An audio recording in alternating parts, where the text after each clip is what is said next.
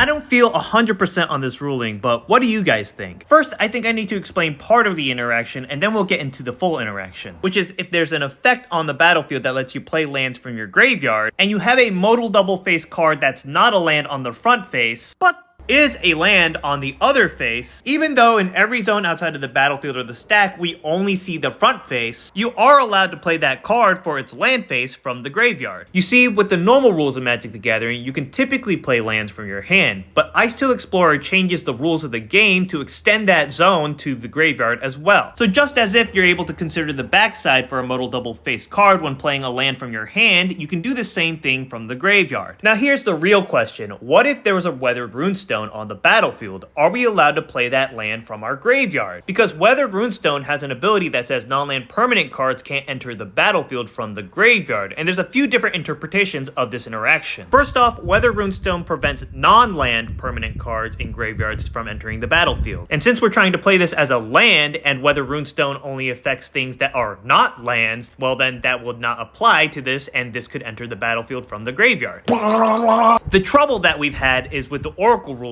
of Weathered Runestone, where it specifically states that it looks at the card as it exists in the graveyard to determine whether it can enter the battlefield. And if it's a double-faced card, it uses its front face characteristics only, which makes it sound like when Weathered Runestone says non-land permanent cards in graveyards, it's looking at the non-land permanent card only by its front face, and therefore applies this effect to the entire card from its front face. So since Blackbloom Rogue is a non-land permanent on its front face, Weathered Runestone would only see a non-land permanent in the graveyard and therefore would apply the entire effect to this entire card. Therefore, Weathered Runestone would prevent this card from entering the battlefield even if it's entering as a land. This is the interpretation I lean more towards because of this rule here. If a spell or ability uses a description of an object that includes the word card and the name of a zone, it means a card matching the description in the stated zone.